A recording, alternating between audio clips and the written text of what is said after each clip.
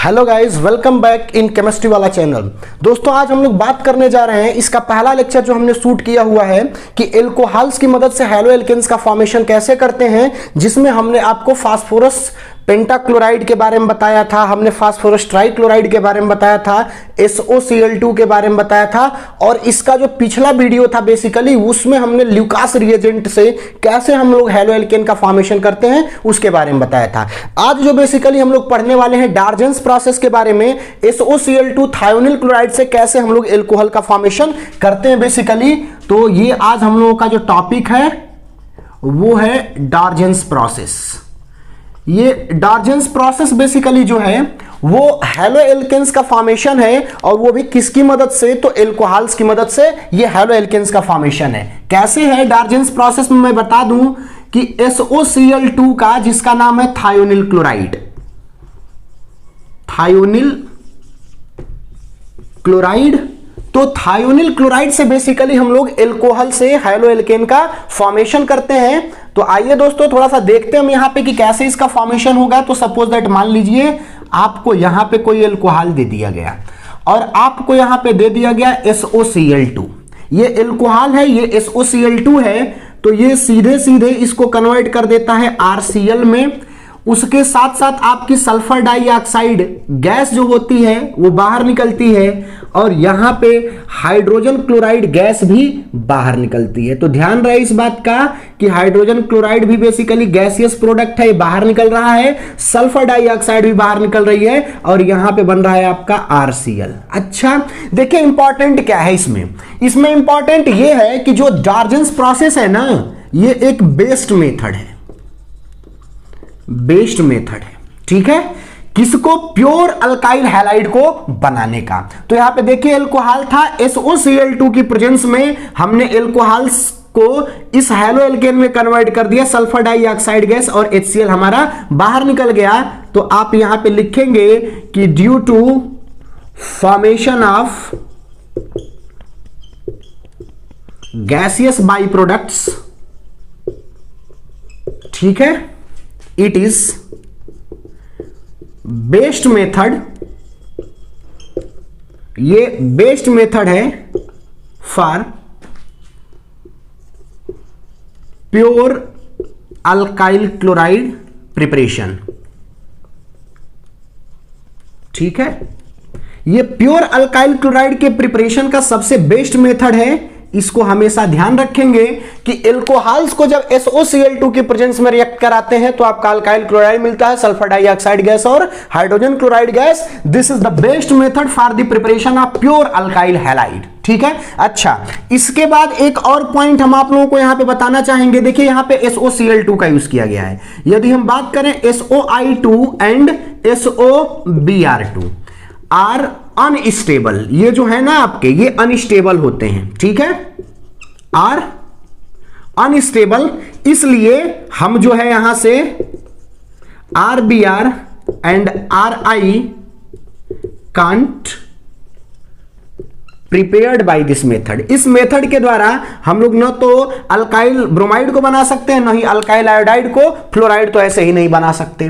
तो ये बात ध्यान रहे। इसके पहले जब हमने आप लोगों को पढ़ाया था ल्यूकास रिएजेंट टेस्ट में, basically Lucas reagent concentrated HCl, और हमने आपको दिखा रखा था वहां पे कि कैसे वो आपका एनहाइड्रस जिंक क्लोराइड की प्रेजेंस में रिएक्ट करके और आपका अल्काइल क्लोराइड बना रहा था। तो वहां पे भी बेसिकली आपको बता दें हम कि वो एक प्रोसेस था बनाने का। अब ये यहां पे हमारा एक अगला प्रोसेस था, SOCl2 की प्रेजेंस में हमने ROH को कन्वर्ट कर दिया इस अल्काइल हैलाइड में, ठीक है। अच्छा, कुछ और इंपॉर्टेंट बातें आपको मैं यहां पे बता दूं, या इससे पहले इसका कुछ एग्जांपल मैं दिखा दूं।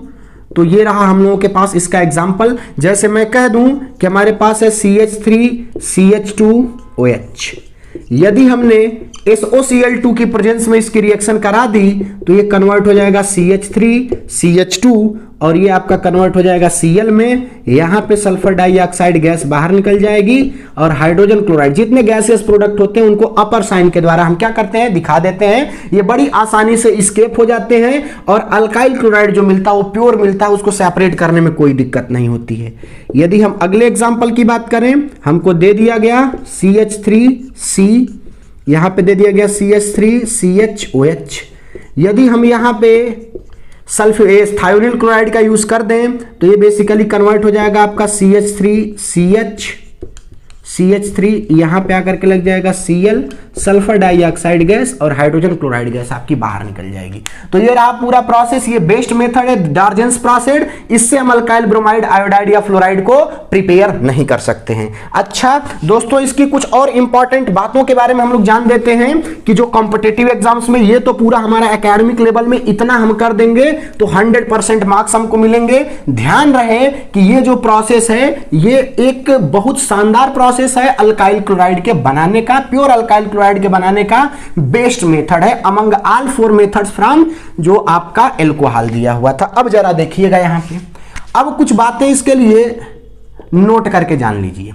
इसके पहले जो हमने बताया था ल्यूकास रिएजेंट की प्रेजेंस में जब एल्कोहल को कन्वर्ट कर रहे थे अल्काइल हैलाइड में, तो वहां पे कार्बोकैटायन बन रहा था, लेकिन यहां पे कोई कार्बोकैटायन नहीं है। अच्छा, जो ल्यूकास रिएजेंट से हमारी रिएक्शन हो रही थी वो SN1 रिएक्शन थी। इसके पहले ही लेक्चर में हमने बता रखा है, उसका लिंक हम दे देंगे डिस्क्रिप्शन बॉक्स में, आप लोग जाके वहां से देख सकते हैं। यहां पे जो है आपका वो SOCl2 की प्रेजेंस में है और यहां पे इंट्रामॉलिक्यूलर न्यूक्लियोफिलिक सब्स्टिट्यूशन रिएक्शन होती है। तो इसकी जो मैकेनिज्म है ना, वो मैं बता दूं कि मैकेनिज्म जो इसकी है वो है SNI मैकेनिज्म।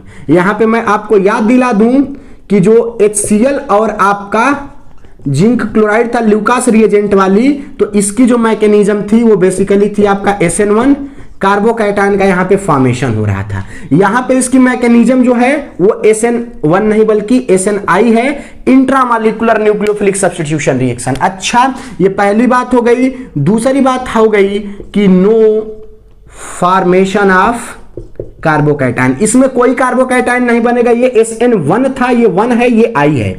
I का मतलब है इंट्रामॉलिक्यूलर, तो यहां पे कोई कार्बोकैटायन आपका नहीं बनेगा। अच्छा, उसके साथ बता दें कि आपका रिटेंशन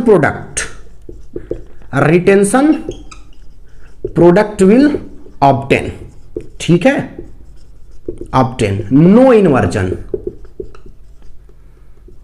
इसका क्या मतलब है, तो अभी इसको करके दिखा दे रहे हैं। तो हमने ल्यूकास वाला बता रखा है, ये SN1 मैकेनिज्म थी, कार्बोकैटायन बन रहा था, लेकिन यहां पे इसकी मैकेनिज्म इंट्रामॉलिक्यूलर न्यूक्लियोफिलिक सब्स्टिट्यूशन है, कोई कार्बोकैटायन नहीं बनेगा, पूरा का पूरा रिटेंशन प्रोडक्ट बनने वाला है, कोई भी आपका इन्वर्जन प्रोडक्ट नहीं बनने वाला है। अच्छा, इसका क्या मतलब है, तो इसको आइए हम आपको दिखाते हैं। जैसे मैं कह दूं कि ये कंपाउंड दिया है CH3 C2H5, इधर चलिए हमको हाइड्रोजन दे दिया गया और यहां पे OH। ये देखिए कार्बन आपका कायरल कार्बन है, क्योंकि इस कायरल कार्बन की चारों वैलेंसी अलग अलग ग्रुप के द्वारा क्या है, बैलेंस्ड है। यदि मैं कहूं आपसे कि ये SOCl2 की प्रेजेंस में इसकी रिएक्शन करानी है, तो अब जरा देखिए आपको क्या हो सकता है। यहां पे प्रोडक्ट के चांसेस जो है, थोड़ी सी स्टीरियो केमिस्ट्री के बारे में आपको नॉलेज हो तो C2H5OH, यहां पे हो गया आपका हाइड्रोजन, और जो क्लोरीन है एज इट इज आके हो सकता है लग जाए, और यहां पे सल्फर डाइऑक्साइड गैस और हाइड्रोजन क्लोराइड गैस बाहर निकल जाए। इधर दिखाने की कोई जरूरत नहीं है। अच्छा, एक और चांस यहां पे बन सकता था इसकी कायरलिटी के कारण कि इन्वर्जन हो जाए, इसको बोलते हैं रिटेंशन प्रोडक्ट, इसको बोलते हैं रिटेंशन। ये रिटेन कर गया कि केवल OH के जगह पे आपका आकर के क्लोरीन क्या हो चुका है, लग चुका है इस पहले वाले में। लेकिन अब जरा यहां पे देखिएगा, एक और काम हो सकता है, इसकी कायरलिटी के कारण इन्वर्जन यदि हो जाता तो ये कन्वर्ट हो जाता आपका C2H5, ये है आपका CH3। अब जो Cl हो यहां पे आकर के लग जाता, और ये CH3 यहां पे, सॉरी यहां पे हाइड्रोजन है, तो ये है आपका इन्वर्जन, ठीक है। लेकिन यहां पे ये इन्वर्जन प्रोडक्ट नहीं बनता है, यहां पे केवल और केवल रिटेंशन प्रोडक्ट बनता है, क्योंकि ये इंट्रामॉलिक्यूलर न्यूक्लियोफिलिक सब्स्टिट्यूशन रिएक्शन है। केवल OH के जगह पे ये क्लोरीन जाके लग जाएगा, ये आपके बाई प्रोडक्ट्स जो थे वो बाहर निकल गए, तो ये इन्वर्जन नहीं बनेगा, 100% रिटेंशन प्रोडक्ट बनने वाला है। मुझे लग रहा है कि ये बातें आप सभी लोगों के समझ में आ रही होंगी। जैसे इसको थोड़ा सा और हम एक्सप्लेन करने की कोशिश करें, तो आप यहां से देख सकते हैं, जैसे एक आध कंपाउंड्स और मैं ले लूं। एक कंपाउंड हमारे पास कुछ यूं दिया गया है,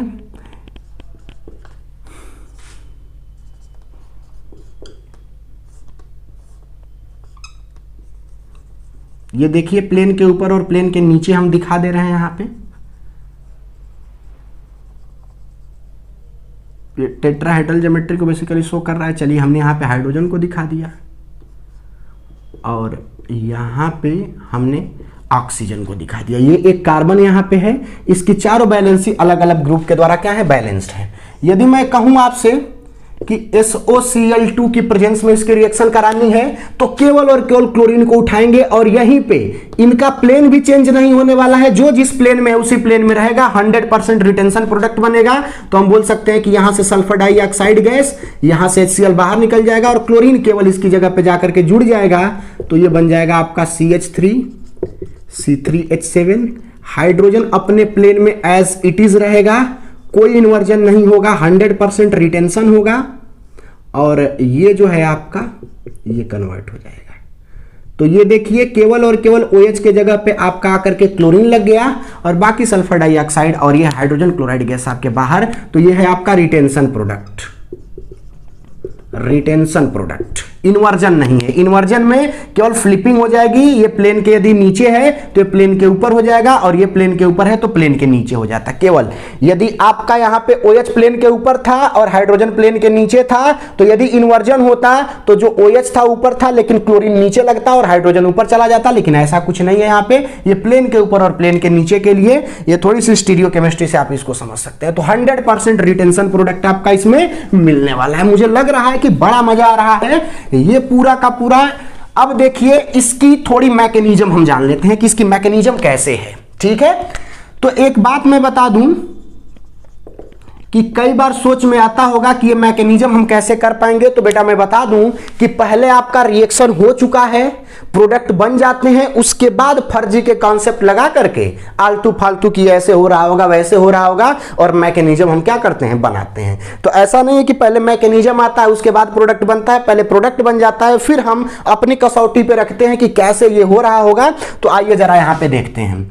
यहां पे आपको दे दिया गया है एल्कोहल और यहां पे है थायोनिल क्लोराइड। अब जरा देखिए यहां पे थायोनिल क्लोराइड है, ये ऑक्सीजन है, ये सल्फर है। तो ऑक्सीजन कहता क्या है कि हमारी इलेक्ट्रोनेगेटिविटी ज्यादा है और हम इसको लेकर के जाएंगे अपने पास। तो अब सल्फर के पास इलेक्ट्रॉन्स की जो कमी हो रही है क्योंकि ये इलेक्ट्रॉन को खींच करके लेके यहां पे चला आ रहा है तो ये भाग के जाएगा इस ऑक्सीजन के पास, इसके पास लोन पेयर्स ऑफ इलेक्ट्रॉन है। तो अब ये ऑक्सीजन अपने लोन पेयर्स ऑफ इलेक्ट्रॉन को इसको क्या करता है, प्रोवाइड करता है। जैसे ही प्रोवाइड करता है देखिए वैसे क्या बनेगा आपका RO, हाइड्रोजन नीचे आ गया, ये इस सल्फर से जाके जुड़ा, ये है क्लोरीन, ये है क्लोरीन और ये है ऑक्सीजन, ऑक्सीजन के ऊपर नेगेटिव चार्ज और इसके ऊपर है आपका पॉजिटिव चार्ज। अब जरा देखिएगा कि ये जो आपका स्पीसी बना हुआ है ये एक अनस्टेबल स्पीसी दिख रहा है क्योंकि इसके ऊपर नेगेटिव चार्ज, इसके ऊपर पॉजिटिव चार्ज। एक ही कंपाउंड में जब पॉजिटिव नेगेटिव चार्ज होते हैं तो थोड़ा अनस्टेबल वो हो जाता है। तो अब ये स्टेबल होने की कोशिश करेगा तो ये नेगेटिव चार्ज कैसे गायब हो, ये पॉजिटिव चार्ज कैसे गायब हो।